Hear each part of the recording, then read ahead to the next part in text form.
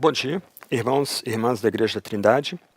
Nessas semanas nós temos considerado o tema Vivifica-nos e, por meio de exposições bíblicas, temos enfatizado a necessidade de buscarmos um derramamento poderoso do Espírito que nos energize, que nos ajude a ser a igreja mais santa, mais ortodoxa, mais operosa e mais evangelística.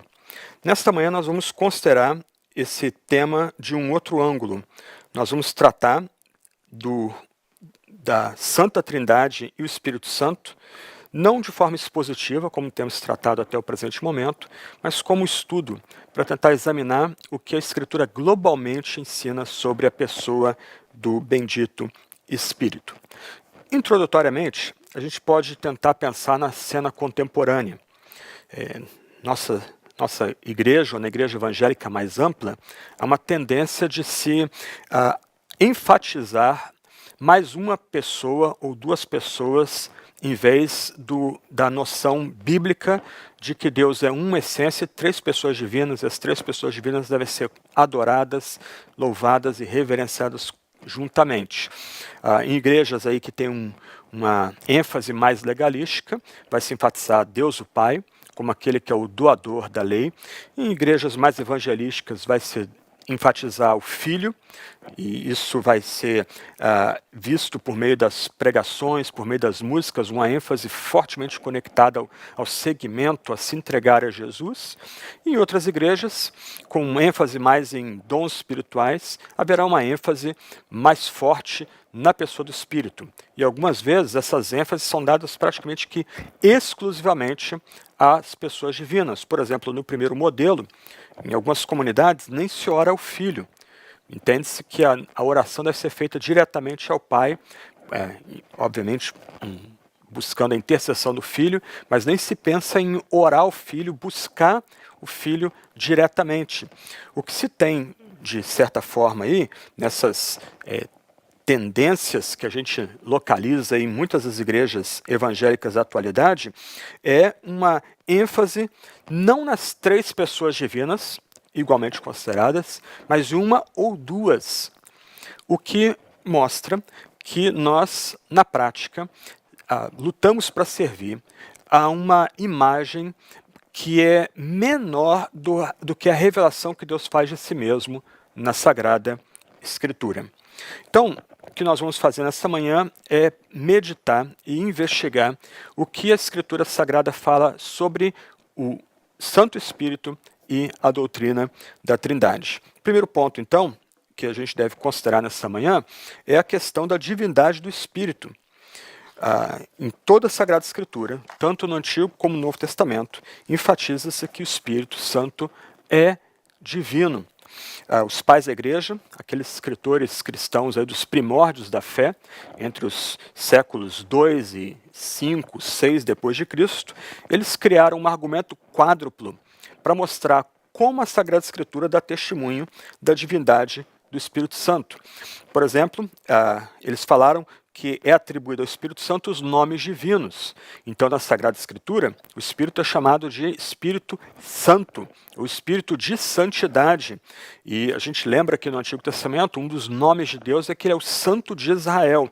Então, um nome que é atribuído a Yahvé também é atribuído ao Espírito. O Antigo Testamento e o Novo Testamento fala do Espírito como Espírito de Deus, não apenas falando da procedência do Espírito, mas enfatizando também a divindade do Espírito. O Espírito é chamado de Espírito do Senhor, isto é, o Espírito não apenas é enviado por Deus e ou por Cristo, a depender do testamento que você está lidando aí com o ensino da Bíblia, quanto ao Espírito Santo, a sua divindade, mas o Espírito não só procede do Senhor, mas o Espírito também é Senhor, como a gente vai ver, por exemplo, em 1 Coríntios capítulo 12. Então, ao Espírito é atribuído os nomes divinos, ao Espírito são atribuídos atributos divinos. Os atributos de Deus o Pai e atributos de Deus o Filho, aquelas qualificações ou qualidades de Deus o Pai e Deus o Filho também são atribuídas ao Espírito Santo. Então, a Escritura ensina que o Espírito Santo é o Espírito da glória, o Espírito Santo é o Espírito da eternidade, o eterno, é o Espírito da graça, o Espírito da verdade. Então, o Espírito Santo partilha dos atributos que o Pai e o Filho também têm. Os atributos divinos são comuns ao Pai, ao Filho, ao Espírito. Ao Espírito Santo são atribuídos também as obras divinas. Um ditado muito antigo na teologia ensinava que as obras externas da Trindade são indivisíveis. Nós vamos refletir sobre isso mais adiante, mas o Espírito Santo também é o Espírito Criador e o Espírito Santo também é o Espírito que salva, ele é o Salvador. Então, o Espírito, ele compartilha das obras que o Pai e o Filho também fazem. Essas obras que são feitas externamente à Trindade são obras que devem ser atribuídas ao Pai, ao Filho e ao Espírito. E são obras que somente Deus pode fazer. E o Espírito Santo é digno de louvor.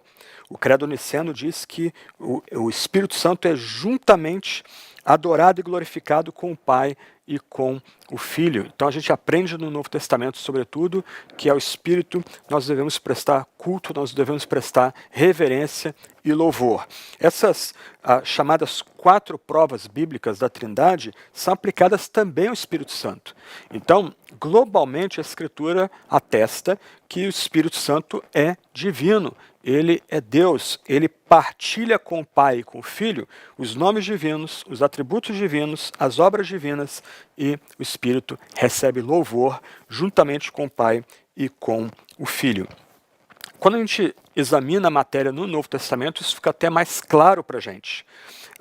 Nós vemos aí várias fórmulas que são empregadas no Novo Testamento que igualam o Espírito ao Pai e ao Filho. Eu vou mencionar apenas de passagem aqui, a gente não tem tempo aqui para ler os textos bíblicos, eu vou citar o endereço dos textos bíblicos, você pode consultar depois. Mas, por exemplo, na fórmula batismal, como nós encontramos em Mateus capítulo 28, verso 19, o Espírito é igualado ao Pai e ao Filho no batismo. Todo crente, ele recebe sinal e selo do batismo em nome do Pai, do Filho e do Espírito Santo. As 3 pessoas da deidade são igualadas, são tratadas igualmente em conjunto na fórmula batismal. Em 1 Coríntios 12, 4 a 6, nós temos uma lista ali de dons espirituais e o Espírito é reputado como aquele que dá dons a homens e mulheres da comunidade cristã, juntamente com o Senhor, que é o Filho, e com Deus, uma forma de atribuir, referir ao Pai.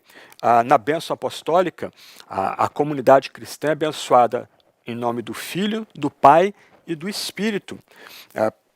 Em 2 Coríntios 13, nós temos ali a referência à bênção apostólica. Na adoração, Filipenses capítulo 3, verso 3, nós adoramos igualmente o Pai, o Filho e o Espírito. O Pai, o Filho e o Espírito também estão operando juntamente na obra de salvação, como a gente aprende em 1 Pedro capítulo 1, verso 2. E a gente deve perseverar na fé santíssima, que é a fé no Espírito, no Pai e no Filho, como a gente aprende em Judas capítulo 20, versos 21. Então, a Sagrada Escritura, sobretudo agora para nós aqui no Novo Testamento, mostra que o Espírito Santo é Deus, é uma das pessoas da deidade. Ao Espírito Santo são atribuídos nomes divinos, atributos divinos, obras divinas. O Espírito é digno de louvor, junto com o Pai e com o Filho. Então esse é o primeiro ponto que a gente precisa ter claro aqui. O Espírito Santo é Deus, juntamente com o Pai e com o Filho. Mas o segundo ponto é importante aqui enfatizar que o Espírito Santo, que é Deus, também é um ser pessoal, como o Pai e como o Filho. A gente tem que rejeitar totalmente aqui a ideia de que o Espírito Santo seja um tipo de energia que emana do Pai e também do Filho. A Escritura vai dar testemunho que o Espírito Santo é Deus e o Espírito Santo também é pessoal. Por exemplo, uma expressão que aparece no Evangelho de João, Paráclitos, pode ser traduzida como não só como consolador, mas como presença auxiliadora. Isso aponta para o fato de que o Novo Testamento, sobretudo, nos ensina que o Espírito Santo é um ser pessoal. Ele vem a nós como um ser pessoal, se comunica a nós como um ser pessoal. E a gente encontra na Sagrada Escritura o Espírito Santo sendo caracterizado como tendo atributos pessoais. A Escritura fala que o Espírito Santo tem inteligência, tem vontade, tem sentimentos. O Espírito Santo fala, testifica, ordena, revela. O Espírito Santo luta, ele cria, ele intercede. O Espírito Santo vivifica os mortos. E o Espírito Santo tem ciúmes. Somente um ser pessoal pode ter esses atributos. Esses são atributos pessoais. Então, a Sagrada Escritura nos ensina que o Espírito Santo é Deus, mas o Espírito Santo também é um ser pessoal. Ele se relaciona na deidade, com o Pai e o Filho de forma pessoal, mas ele também vem a nós de forma pessoal. Mas eu estou avançando um pouco, porque uma outra questão que a gente precisa enfatizar aqui, antes da gente continuar, é que a Escritura distingue o Espírito Santo do seu poder. Esse é um ponto importante. O Espírito Santo é Deus, junto com o Pai e o Filho. O Espírito Santo é um ser pessoal, ele tem atributos que o caracterizam como um ser pessoal, e o Espírito Santo tem poder. O Espírito Santo não é um mero poder que emana de Deus o Pai ou de Deus o Filho. Não, o Espírito Santo tem poder. Esse ser que é Deus, junto com o Pai e o Filho, e esse ser que é pessoal, que vem a nós de forma pessoal, ele é o Espírito Santo de poder, e ele comunica o seu poder à comunidade cristã, ele age com poder no mundo, sobretudo em momentos de avivamento. Então, nesse segundo ponto, a gente precisa destacar que o Espírito Santo, que é Deus, ele também é pessoal. E ele sendo pessoal, ele se relaciona assim com o Pai e com o Filho. Quando a gente começa a meditar no mistério da Trindade, na Sagrada Escritura, a gente começa a notar algumas passagens, João capítulo 14, João 16, João 17, por exemplo, em que o texto pressupõe uma comunicação pessoal entre o Pai e o Filho e o Espírito, e essa comunicação ocorrendo não só na eternidade, mas também no tempo e na história. Isso destaca para a gente que o Espírito Santo, que é Deus, junto com o Pai e com o Filho, ele também é um ser pessoal. E o Espírito Santo também se comunica com os seres humanos como um ser pessoal. Ele vem aos cristãos, aos apóstolos, aos discípulos, e ele se comunica a estes de forma pessoal. Ele vem a nós com poder, com seu poder, e ele se comunica a nós, ele se dá a nós de forma pessoal. O Espírito Santo, então, é um ser pessoal, da mesma essência que o Pai e o Filho, e esses três seres pessoais, eles compõem a unidade que caracteriza a deidade. O Pai, o Filho e o Espírito são em um único Deus vivo e verdadeiro. Então, aqui a gente destaca a noção de que o Espírito Santo é Deus, primeiro ponto. Segundo ponto, esse Espírito Santo é um ser pessoal, a comunicação pessoal dentro da deidade. Pai e Filho e Espírito comunicam-se mutuamente dentro da deidade, mas o Espírito, quando vem a nós, cristãos, discípulos, ele também se comunica de forma pessoal. O livro de Atos, ele enfatiza esse ponto, o Espírito Santo se comunicando com os apóstolos, e a partir dos apóstolos, a igreja nascente, que vai sendo unida por obra e poder desse mesmo Espírito. Então, primeiro ponto, nós enfatizamos a divindade do Espírito. O Espírito Santo é Deus. Segundo ponto, o Espírito Santo é Deus e um Deus pessoal, juntamente com o Pai e com o Filho. O Espírito Santo se comunica pessoalmente com o Pai e o Filho. E o Espírito Santo, ao ser derramado sobre cristãos, ele também se comunica pessoalmente com os cristãos. O Espírito Santo tem atributos de um ser pessoal, e isso é visto na comunicação interna na Trindade, mas também na ação do Espírito na igreja. Um ponto que é importante destacar aqui, que é pouco tratado em nossas igrejas, e esse é o meu terceiro ponto aqui, é a relação do Espírito Santo com Jesus. A gente, por exemplo, pode ler Atos capítulo 10, versos 36 a 43, e o apóstolo Pedro vai destacar a dependência que o Filho, no seu estado encarnado, tinha do Espírito Santo. Atos capítulo 10, versos 36 a 43. O texto diz: esta é a palavra que Deus enviou aos filhos de Israel, anunciando-lhes o evangelho da paz por meio de Jesus Cristo. Este é o Senhor de todos. Vocês sabem o que aconteceu em toda a Judéia, tendo começado da Galiléia depois do batismo que João pregou, como Deus ungiu a Jesus de Nazaré com o Espírito Santo e com poder. Jesus andou por toda parte, fazendo bem e curando todos os oprimidos do diabo, porque Deus estava com ele. E nós somos testemunhas de tudo que ele fez na terra dos judeus em Jerusalém. Depois eles o mataram, pendurando-o no madeiro. Mas Deus o ressuscitou no terceiro dia e concedeu que fosse manifesto, não a todo o povo, mas às testemunhas que foram anteriormente escolhidas por Deus, isto é, a nós que comemos e bebemos com ele, e depois que ressurgiu dentre os mortos. Jesus nos mandou pregar ao povo e testemunhar que ele foi constituído por Deus como juiz de vivos e mortos. Dele todos os profetas dão testemunho de que, por meio do seu nome, todo que nele crê recebe a remissão dos pecados. O que Pedro destaca nesse texto aqui é que o Espírito Santo habitou em Jesus, atuando em seu nascimento, vida, morte, ressurreição. Jesus fez suas grandes obras em seu ministério terreno por meio do poder do Espírito que o ungiu. Isso é um ponto importante aqui, porque se de um lado, considerando Deus em si mesmo, a plena igualdade entre o Pai e o Filho e o Espírito, na ação de Deus na história, o Filho voluntariamente entrega a sua vontade ao Pai, e o Filho, no seu estado encarnado, no seu estado em carne, ele necessita do poder, do Espírito e do poder que vem deste. Então, Pedro enfatiza aqui que o Espírito Santo habitou em Jesus em todas as suas etapas da sua vida. Ele foi nascido da Virgem por obra do Espírito e Jesus dependeu do Espírito e do seu poder em toda a sua vida, mas também em morte e ressurreição. A gente vai mencionar daqui a pouco, em Romanos capítulo 1, Paulo destaca que é o Espírito que levanta Jesus dentre os mortos. Isso destaca essa dependência de Jesus em seu estado na carne da pessoa do Espírito Santo. Então, nosso próprio Salvador, que abre caminho para nós e exige que a gente o siga, ele também dependeu do bendito Espírito.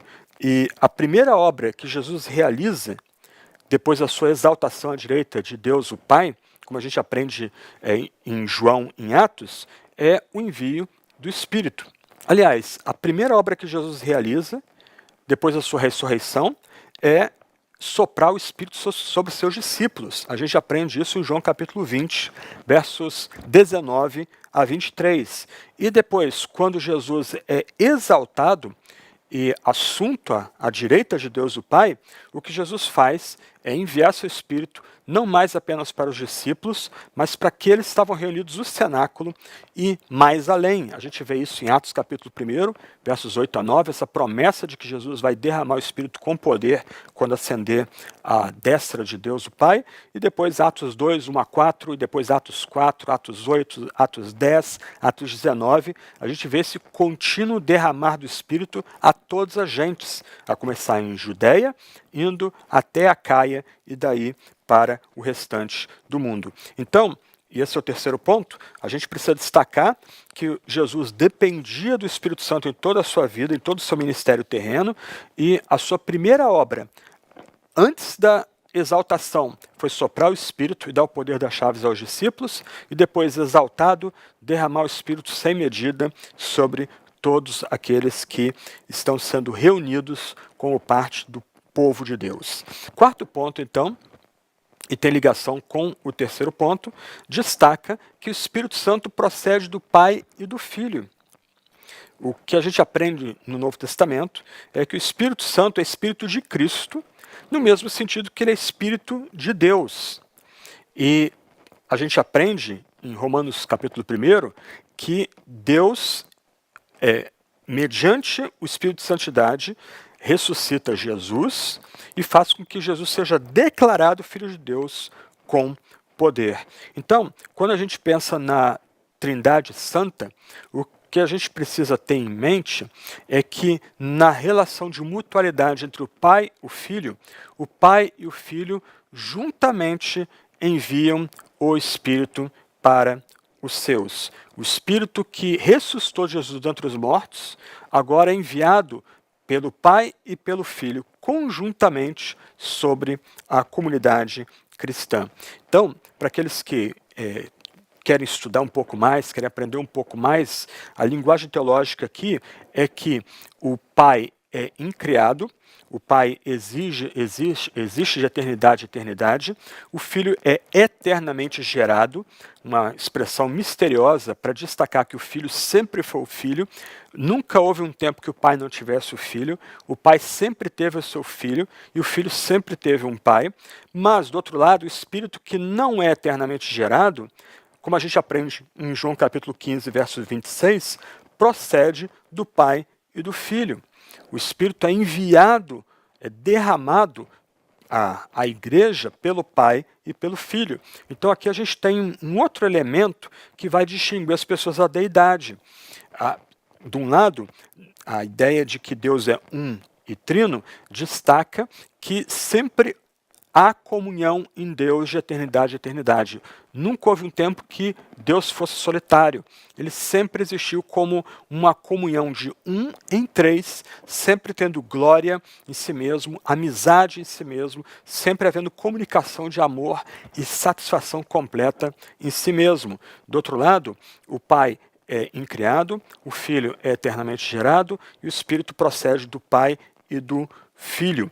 Nesse sentido, então, o Espírito Santo é aquele ser pessoal que mantém com o Pai e o Filho a mais estreita relação possível. O Pai ama o Filho ama o Pai. O amor de Pai e Filho é tão intenso que ele se revela numa terceira bendita pessoa, que é o Espírito Santo, que é o vínculo de amor entre o Pai e o Filho. E esse vínculo de amor é tão forte, tão poderoso e tão gracioso que esse vínculo de amor transborda, incluindo os piores pecadores, atraindo os piores pecadores para essa comunidade de amor que existe desde a eternidade. E quando a gente pensa nessa questão do Espírito Santo ser enviado, proceder do Pai e do Filho, a gente tem que destacar que o Espírito Santo, então, é derramado sobre a comunidade para prosseguir, para aplicar e para consumar a obra de Cristo na terra. O Espírito é essa presença poderosa de Deus em nós. É o próprio Deus vindo a nós na pessoa do Filho e dando do seu poder para a igreja, prosseguindo a obra de Cristo, aplicando a obra de Cristo e levando a obra de Cristo na terra, a sua confirmação. Então, assim como a encarnação, a vinda de Jesus, no tempo determinado, isso é afirmada na unidade do Pai com o Filho, a obra do Espírito baseia-se também na unidade que ele tem com o Pai e com o Filho. Nesse sentido, então, meus irmãos e irmãs, o que nós temos aqui é cada pessoa da deidade buscando a glória da outra. E você pode considerar isso depois refletindo em João capítulo 17. Isso é fantástico meditar nisso. Quando nos é requerido vivermos para a glória de Deus, nós estamos sendo chamados a imitar Deus de forma mais profunda. Na medida que, na deidade, o Pai comunica a sua glória ao Filho, o Filho comunica a sua glória ao Pai, e o Pai e o Filho são glorificados no Espírito Santo, e o Espírito Santo retribui, dando glória ao Pai e o Filho. Por assim dizer, há uma dança de glória na Trindade Santa, cada pessoa comunicando glória à outra. E nós somos chamados a glorificar esse Deus uno e trino em nossa existência. Então, o Filho e o Pai juntamente enviam o Espírito para fazer avançar a obra de Cristo na terra, para aplicar as grandes conquistas que Cristo alcançou no Calvário na vida daqueles que creem, para levar essa história à sua consumação final. E aí, tudo concorrendo para a glória de um Deus Pai, Filho e Espírito, um Deus que busca glória em si mesmo, comunica glória em si mesmo. Até o presente momento, estamos considerando um pouco aí sobre quem é o Espírito Santo. Então, o testemunho global da Escritura é que o Espírito Santo é Deus, o Espírito Santo ele é um ser pessoal, o próprio Filho dependeu do Espírito Santo em seu ministério terreno, em seu estado em carne, quando esteve entre nós, e depois de exaltado, o Filho, juntamente com o Pai, faz com que o Espírito Santo seja comunicado à igreja, comunicado aos que creem. O Espírito Santo atrai para o Pai e o Filho aqueles que assim foram escolhidos. E nós agora caminhamos para o último ponto, meditar na obra do Espírito Santo. Nós já falamos no começo dessa palestra que ao Espírito são atribuídas as obras divinas. E eu queria destacar duas obras importantes que o Espírito Santo faz e que apontam para o fato de que somente um ser divino e pessoal pode fazer. O Espírito Santo foi ativo na criação e permanece operante na criação, e o Espírito Santo age na salvação do gênero humano. A gente aprende na Sagrada Escritura, tanto no Antigo como no Novo Testamento, que o Espírito Santo age na criação como doador da vida, aquele que sustenta a existência dos homens e de mulheres. O Espírito Santo qualifica pessoas para realizar suas tarefas. Aqui a gente entra naquele campo chamado graça comum. Mesmo as coisas bonitas que incrédulos fazem na Escritura Sagrada são atribuídos ao Espírito Santo. É o Espírito que preserva verdade, beleza, integridade, originalidade nessa criação caída, escrava do pecado. Então o Espírito Santo não só agiu na criação, como a gente aprende nos capítulos de abertura da Sagrada Escritura, Gênesis 1 e 2, mas o Espírito Santo permanece agindo na criação, sustentando a nossa existência e dando dons a homens e mulheres, qualificando homens e mulheres para desempenhar boas tarefas do mundo. Por assim dizer, o Espírito Santo na criação age também para refrear a expansão da maldade entre os homens. Mas o Espírito Santo opera na salvação também. A gente aprende na Bíblia que o Espírito Santo é que inspirou a Sagrada Escritura.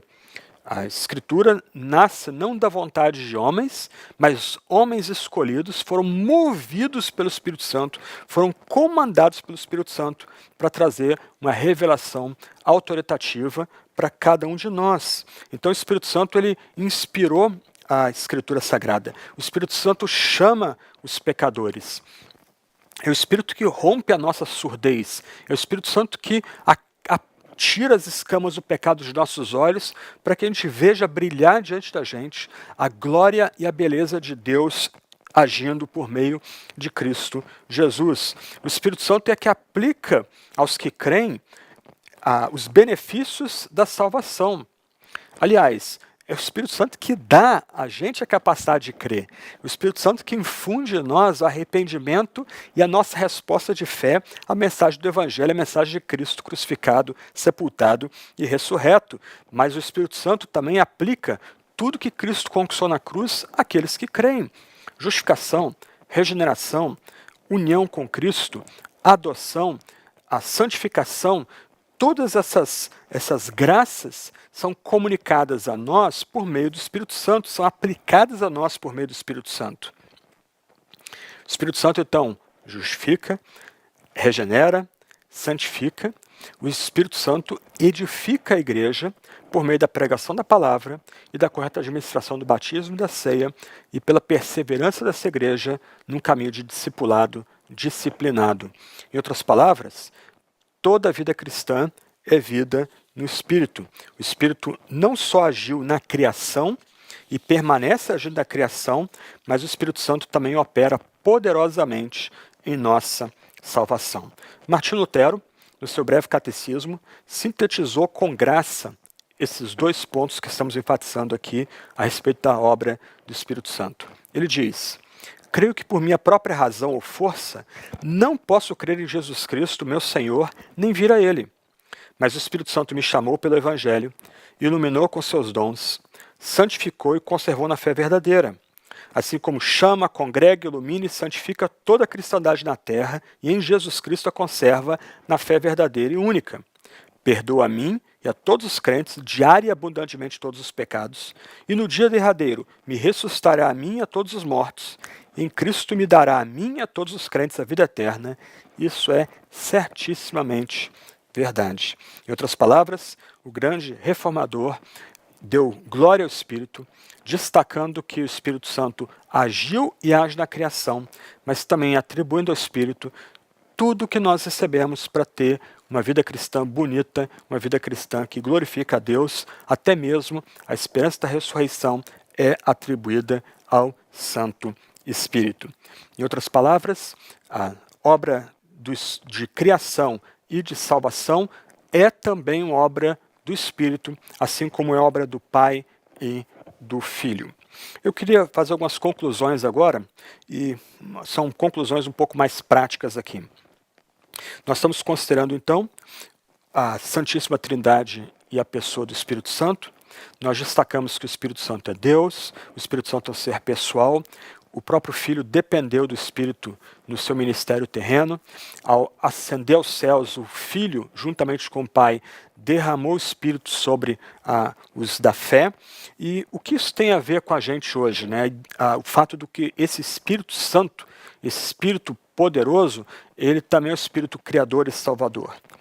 Nós precisamos destacar aqui que essa doutrina do Espírito, como revelada na Sagrada Escritura, destaca que a nossa vida tem que ser centrada em Deus. Nós somos chamados para viver para esse Deus que é Pai, Filho e Espírito. E o Espírito é derramado sobre nós, o Espírito nos vivifica para vivermos para Deus, para nos rendermos a Deus, para servirmos Sua vontade e Sua glória. Nesse sentido, meus irmãos e irmãs, a gente precisa praticar o autoexame. A gente precisa, com a Bíblia diante de nós, a Santa Palavra diante de nós, nos examinarmos continuamente, tentarmos entender por que agimos da forma como agimos, tentarmos refletir sobre aquilo que está aparentemente oculto para nós e que guia a nossa existência. Hábitos, escolhas, padrões de pensamento. Nós precisamos nos autoexaminar em dependência do Espírito Santo, interpretando a nossa história pessoal à luz da Escritura Sagrada e da vida de Jesus. Dessa forma, a gente vai conseguir distinguir em nossa vida aquilo que procede do nosso próprio espírito daquilo que vem do Espírito Santo, separando literalmente o trigo e joio da nossa própria existência pessoal. Então, quando nós consideramos o Espírito bendito como Deus, como ser pessoal, o ser que habitou com poder sobre Jesus, aquele ser pessoal que foi enviado pelo Pai e pelo Filho, que cria e salva, nós somos chamados a viver para Deus, para o Deus uno e trino, a termos vidas centradas para Ele, um contínuo autoexame para que Deus sempre esteja em primeiro lugar, Deus sempre tenha a prioridade. Momentos da Santa Ceia são propícios para esse tipo de autoexame, onde, juntamente com a comunidade, nós paramos um tempo, nós ouvimos a meditação da palavra, geralmente uma meditação reflexiva sobre o valor da ceia, da comunhão, dos benefícios que vêm da ceia, e é nesse momento, em vez de a gente se negar a comungar, é nesse momento que a gente tem que praticar o autoexame, pedir para que o Espírito Santo perdoe os nossos pecados, nos renove e nos restaure, e comer e beber com fé o sangue e a carne de nosso Salvador. Um outro ponto que a gente precisa destacar aqui é que a ênfase bíblica e ortodoxa no Espírito Santo destaca que nós somos chamados para uma vida no mundo e para o mundo. Nesse sentido, então, a gente é chamado a interagir com a criação com alegria, com responsabilidade, com sensibilidade. Sensibilidade para a criação, sensibilidade para os necessitados. Nós somos chamados aqui, em todo o tempo, a ter a Escritura como a espada do Espírito, como a gente aprende em Efésios 6:17. Isto é, usando a Sagrada Escritura como um guia para a prática profissional, para decisões políticas, para relações familiares e sociais, rogando para que todas as pessoas que estão ao nosso redor se reconciliem com Deus em Cristo. O Espírito Santo, então, nos ajuda a viver uma vida no mundo e para o mundo, sem sermos do mundo, na medida que a gente submete ao Espírito agindo na Sagrada Escritura. Uma outra aplicação prática do que nós estamos considerando aqui destaca a necessidade do poder do Espírito em nossa vida diária. Nós cremos que o Espírito Santo atua de maneira poderosa e miraculosa. A Escritura dá testemunho disso. O Espírito Santo pode romper com poder numa comunidade cristã. O Espírito Santo atende orações feitas com fé. Mas a gente também deve lembrar que o Espírito Santo, que cria, liberta, reconcilia, renova, também habita no que é comum e no que é habitual. O Espírito Santo não age apenas de forma espetacular, mas o Espírito Santo age naquilo que é comum. Em outras palavras, o Espírito Santo pode operar através de um médico para trazer cura para a gente, e o Espírito Santo pode trazer cura de forma espetacular sem um médico. E o Espírito Santo pode agir também por meio de cristãos e não cristãos, de crentes e de não crentes. Então, nós aqui somos lembrados de que o Espírito Santo opera na vida diária. Não apenas aquilo que é extraordinário, espetacular, espantoso, por meio de curas surpreendentes, mas ele também opera por meio de situações comuns, corriqueiras, pelo que é habitual. Do outro lado, o Espírito Santo nos ajuda a ter uma vida de resistência e esperança. E aqui vale considerar Romanos capítulo 8, eu vou destacar apenas alguns versos aqui do capítulo 8 de Romanos, né? Mas Paulo vai nos ensinar naquele contexto que nós sabemos, nós temos um entendimento, nós cristãos, que nos sofrimentos do tempo presente, o Espírito Santo nem sempre vai nos livrar deles, mas o Espírito Santo nos garante que vai nos ajudar na fraqueza, dando-nos conforto, coragem e força, levando-nos a ansiar pela vinda de Cristo em poder, quando, como Paulo mesmo diz, a própria criação será redimida, quando a redenção do nosso corpo. Então, ao dependermos do Espírito, ao ansiarmos pelo Espírito, ao suplicarmos pela visitação do Espírito Santo, nos é prometida uma vida de força, de resistência, mas também uma esperança continuada de que o mal será completamente derrotado. Haverá um tempo que o pecado, o diabo, os seus demônios, suas hostes, o espírito do anticristo que já opera, isso será banido da nova criação e nós seremos finalmente ressuscitados, tendo um corpo transformado, também concedido pelo Espírito Santo. Isso nos dá esperança. A nossa causa já é triunfante, a nossa causa já é vitoriosa. O que nós estamos experimentando aqui são os últimos sons de um combate que já foi vencido na cruz do Calvário e será sacramentada essa vitória na segunda vinda de nosso Salvador. E o Espírito Santo está operando, preparando a vinda de Jesus. Por fim, a gente também é chamado aqui a meditar na obra do Espírito na vida em comunidade. Na Sagrada Escritura, a gente aprende que Jesus enviou seu Espírito para a igreja, para aqueles que creem. E esses são pessoas comuns, pessoas diferentes, pessoas que continuam lutando com o pecado. Isso é encantador. O Filho, ele ajunta essas pessoas simples e comuns e dá do seu Espírito para elas. Ele dá não só o Espírito, mas o Espírito comunica dons a essas pessoas, capacitando essas pessoas tão diferentes, tão comuns, gente que ainda continua lutando com pecados, alguns até grosseiros, a viver juntos, a viver como comunidade de amor, a cuidar umas das outras. E por isso os dons são derramados, para que a gente possa edificar mutuamente, a gente possa se servir mutuamente nessa comunidade que antecipa aquela habitação que teremos nos novos céus, nova terra. E o que é bonito para nós aqui é reconhecermos a presença do Espírito no culto, e através do culto, e através da pregação do batismo e da Santa Ceia. E o importante para nós aqui, meus irmãos e irmãs, a gente está aqui considerando a necessidade de buscar vivificação, buscar despertamento, nem sempre essa ação do Espírito vai ser espetacular, como acontece em tempos de avivamento, quando parece que a igreja é levantada conjuntamente, ou como eu já mencionei em outros sermões, parece que o Espírito vem sobre toda a igreja num único momento, numa única vez ali, despertando, levando a igreja a uma busca pela santificação, pela ortodoxia, por serviço, consagração.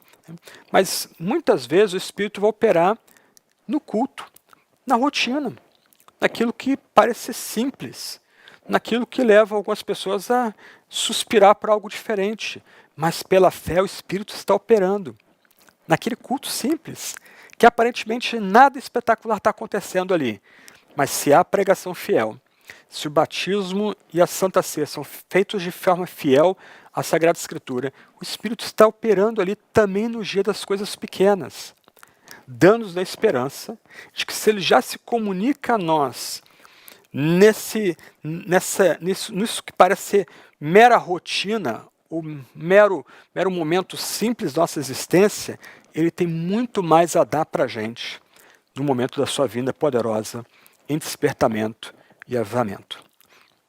Deus é um, Deus é três. Nós cremos que Deus é uma essência que se revela como três pessoas, Pai, Filho e Espírito. No que se refere ao Espírito, o Espírito é Deus juntamente com o Pai e com o Filho. O Espírito é um ser pessoal juntamente com o Pai e com o Filho. O Pai e o Filho se comunicam mutuamente e se comunicam com o Espírito de eternidade a eternidade. Eles comunicam amor, comunicam graça, comunicam glória. Há diálogo interno entre o Pai, o Filho e o Espírito. Só seres pessoais podem travar esse diálogo interno. O Jesus, ao nascer de uma virgem e servir nesse mundo de dores, ele foi acompanhado pelo Espírito e seu poder em toda a sua existência. Desde a sua gestação, por obra do Espírito no ventre da Virgem Maria, em todo o seu ministério terreno, em sua morte, sepultamento, ressurreição e ascensão, o Filho dependeu do Espírito. O Filho, após a sua ressurreição, já comunica o Espírito a um círculo interno de discípulos. Depois da sua ascensão, junto com o Pai, o Filho comunica o Espírito no Pentecostes, para aqueles reunidos no cenáculo, e daí, para mais além, até os confins da terra. Esse Espírito age na criação e na salvação. Nós precisamos do Espírito. Nós dependemos do Espírito.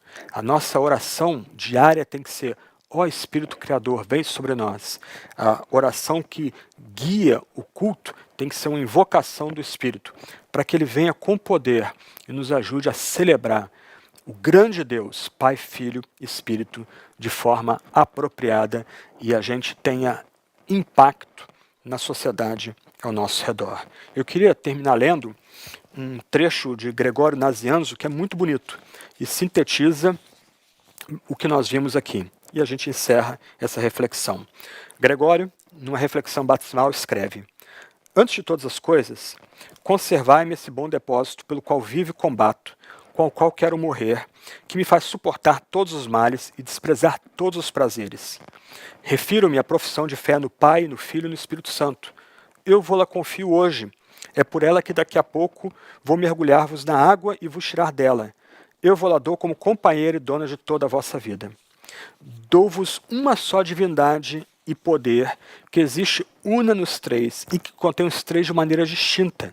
Divindade sem diferença de substância ou de natureza, sem grau superior que eleve ou grau inferior que rebaixe. A infinita connaturalidade é de três infinitos. Cada um considerado em si mesmo é Deus todo inteiro. Deus os três considerados juntos. Nem comecei a pensar na unidade, e a Trindade me banha em seu esplendor. Nem comecei a pensar na Trindade, e a unidade toma conta de mim. Vamos orar. Deus Pai, Deus Filho, Deus Espírito, glória seja dada a Ti. Deus Pai, Deus Filho, Deus Espírito, nós rendemos todo o louvor a Ti. Nós celebramos o Teu nome. Nós te exaltamos, ó Deus uno e trino. Ó Deus Espírito, vem sobre nós com poder. Precisamos de Ti, ó Deus Espírito. Olha a nossa miséria.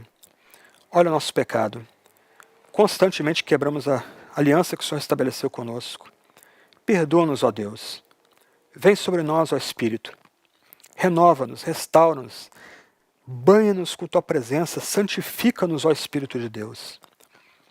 Ó Espírito, dá mais de Ti mesmo a nós. Nós nos contentamos com tão pouco. Ó Santo Espírito, nós imploramos, vem a nós, seja derramado em nosso meio. Mesmo separados, visita-nos nos nossos lares. Visita-nos onde estamos, ó Espírito, nós precisamos de Ti, para que o Pai e o Filho recebam mais glória junto contigo. Ó Espírito, nós precisamos de Ti.